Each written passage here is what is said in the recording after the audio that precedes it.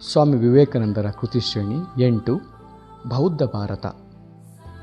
ಬುದ್ಧದೇವನ ಜನ್ಮಗ್ರಹಣವಾದಾಗ ಆತನ ಮುಖಮುದ್ರೆ ಎಷ್ಟು ನಿರ್ಮಲವಾಗಿತ್ತೆಂದರೆ ಯಾರೇ ಆಗಲಿ ಆತನ ವದನವನ್ನು ದೂರದಿಂದ ನೋಡಿದರೂ ಆ ವ್ಯಕ್ತಿ ಈ ಬಾಹ್ಯಾಚರಣೆಗಳ ಆಡಂಬರದ ಧರ್ಮಕ್ಕೆ ವಿದಾಯ ಹೇಳಿ ಸನ್ಯಾಸಿಯಾಗಿ ಮುಕ್ತನಾಗುತ್ತಿದ್ದನು. ಆಗ ದೇವತೆಗಳೆಲ್ಲ ಕಂಗಾಲಾಗಿ ಇನ್ನು ನಮಗೆ ಉಳಿಗಾಲವಿಲ್ಲ ಎಂಬುದನ್ನು ಕಂಡರು. ಕಾರಣ ಈ ದೇವತೆಗಳೆಲ್ಲ ಹೆಚ್ಚು ಕಡಿಮೆ ಈ ಬಾಹ್ಯಾಚರಣೆಯ ಯಜ್ಞ ಯಾಗಾದಿಗಳ ಹವಿಸ್ಸಿನ ಮೇಲೆಯೇ ಬದುಕಿರುತ್ತಾರೆ.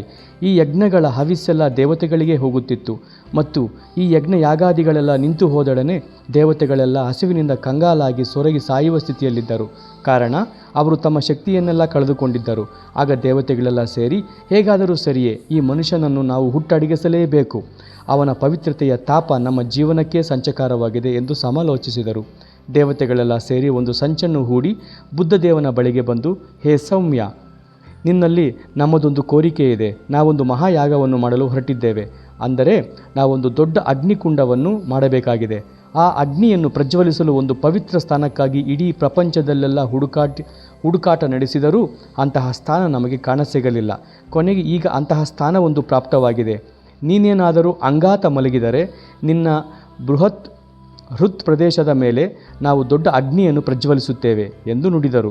ಅದಕ್ಕೆ ಬುದ್ಧದೇವನು, ಹಾಗೆಯೇ ಆಗಲಿ, ನಿಮ್ಮ ಯಾಗವನ್ನು ಆರಂಭಿಸಿ ಎಂದನು. ಆಗ ಆ ದೇವತೆಗಳು ಆತನ ವಿಶಾಲ ಹೃದಯದ ಮೇಲೆ ಅಗಾಧವಾದ ಅಗ್ನಿಯನ್ನು ಪ್ರಜ್ವಲಿಸಿದರು. ದೇವತೆಗಳೆಂದುಕೊಂಡರು ಬುದ್ಧದೇವನು ಸತ್ತನೆಂದು. ಆದರೆ ಆತ ಸತ್ತಿರಲಿಲ್ಲ. ಆಗ ದೇವತೆಗಳೆಲ್ಲ ಹತಾಶರಾಗಿ ಇನ್ನು ನಮ್ಮ ಕತೆ ಮುಗಿಯಿತು ಎಂದು ಗೊಂದಲದಲ್ಲಿ ಮುಳುಗಿದರು. ನಂತರ ಏನೂ ಮಾಡಲು ತೋಚದೆ ಆ ದೇವತೆಗಳೆಲ್ಲ ಸೇರಿ ಆತನ ಮೇಲೆ ಪ್ರಹಾರಗಳ ಸುರಿಮಳೆಯನ್ನೇ ಆರಂಭಿಸಿದರು. ಅದರಿಂದಲೂ ಏನೂ ಪ್ರಯೋಜನವಾಗಲಿಲ್ಲ. ಅವರು ಅವನನ್ನು ಕೊಲ್ಲಲಾಗಲಿಲ್ಲ. ಆಗ ಆ ಅಗ್ನಿಕುಂಡದಿಂದ ಧ್ವನಿಯೊಂದು ಮೂಡಿಬರುತ್ತದೆ, ನೀವೇಕೆ ಇಷ್ಟೆಲ್ಲ ವೃಥಾ ಪ್ರಯಾಸ ಮಾಡುತ್ತಿದ್ದೀರಿ? ಆಗ ದೇವತೆಗಳು, ನಾವೇನು ಮಾಡುವುದು? ನಿನ್ನ ಪವಿತ್ರ ಮುಖಮುದ್ರೆಯನ್ನು ನೋಡಿದ ಯಾರೇ ಆಗಲಿ ಪೂತಾತ್ಮರಾಗಿ ಮುಕ್ತಾತ್ಮರಾಗಿ ಬಿಡುತ್ತಾರೆ. ನಮ್ಮ ಉಪಾಸನೆ ಮಾಡಿ ನಮಗೆ ಹವಿಸ್ಸನ್ನು ಕೊಡುವವರು ಯಾರೂ ಇಲ್ಲ ಎಂದರು. ಆಗ ಆ ಧ್ವನಿ, ಹಾಗಾದರೆ ನಿಮ್ಮ ಶ್ರಮ ವ್ಯರ್ಥವೇ ಸರಿ, ಕಾರಣ ಪವಿತ್ರತೆಯನ್ನು ಎಂದಿಗೂ ಕೊಲ್ಲಲಾಗುವುದಿಲ್ಲ ಎನ್ನುತ್ತದೆ.